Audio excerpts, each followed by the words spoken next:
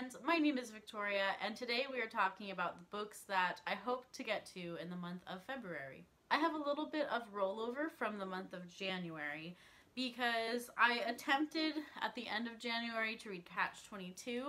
You can see how well that went.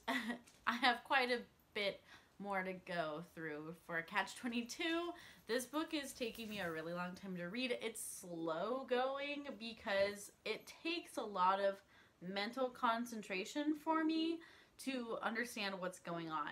It's not super chronological in the way that the events unfold, and also the writing style and the way the characters talk is very disjointed. I assume on purpose, but all of that being said, this is taking me longer than I had originally anticipated. So we're first going to finish reading Catch-22. This book is considered a modern American classic.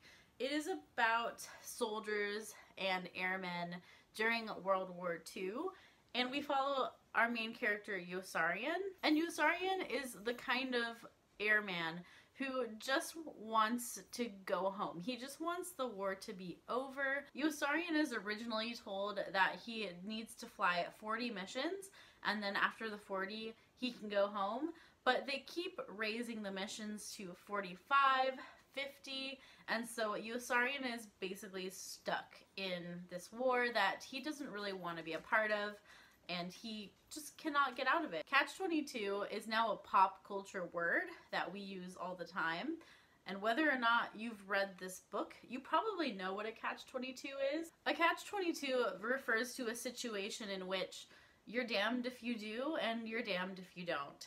And there's no really logical or easy way out of a situation, and that's the situation that Yossarian finds himself in his experiences with the war. This book is not easy to read, and I will really be interested to see how I feel at the end. I considered DNFing this one, but then I was like, no, I must stick with it because it's a classic, and because it's one of those like bucket list things. I feel like I need to read Catch-22 for some reason. I need to finish this book. Once I finish reading Catch-22, I plan on continuing in The Lord of the Readalong with The Fellowship of the Ring by J.R.R. Tolkien. This is a reread for me. I have read these maybe back in the end of high school, I think. So it's been a really long time. I know the story really well because I know the movies really well too. However, I remember some things in the book that were not in the movies, and so it'll be really fun to revisit this one and see how I feel about it. I'm also participating in the Anne of Green Gables read-along that's happening here on BookTube, and so we are now on the second book, Anne of Avonlea. Anne of Green Gables was fantastic, and I'm so glad that I am participating in this because Anne of Green Gables was amazing.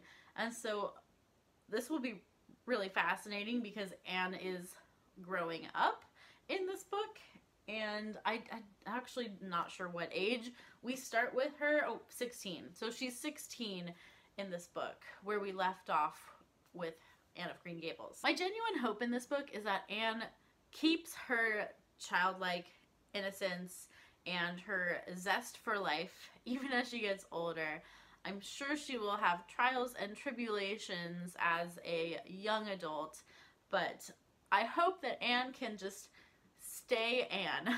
This next pick I'm really looking forward to because I've been meaning to get to this forever, and now I finally have, well, I mean, I always had a good reason, but now I have no excuse because we are also participating. I'm participating in all the things, apparently, in the Cosmerealong, Kazmir read-along, something like that. And I'm really excited to get into the Kazmir books. I have not read any Kazmir books, and we are starting with Elantris by Brandon Sanderson.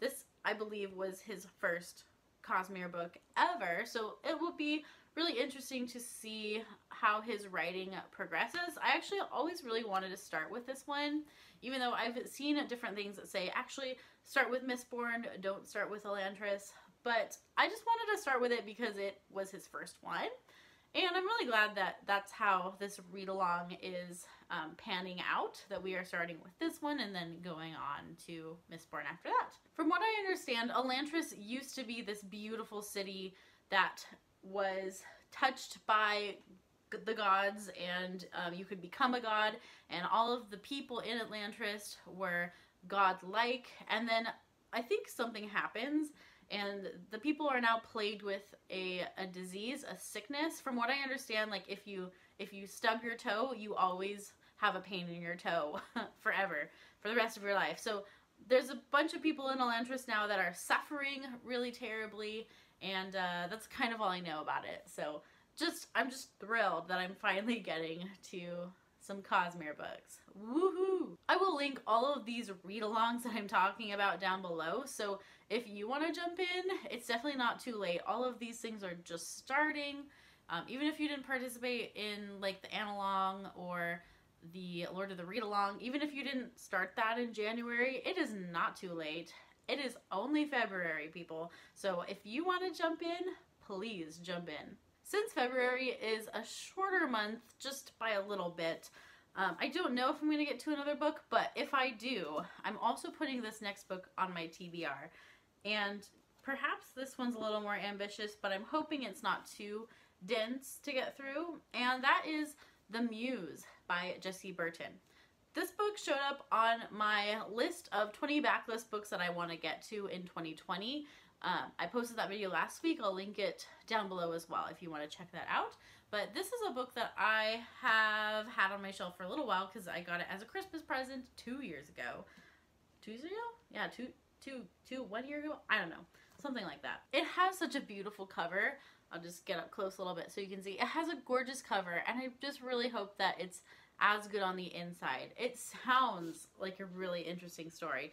This is about a painting, and so this painting is uncovered and discovered by Odelle Bastien, who is a Caribbean emigre trying to make her way in London.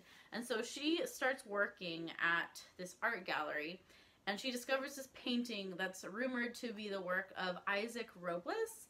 And he was a young artist, very talented, and he mysteriously died, and nobody knows what happened.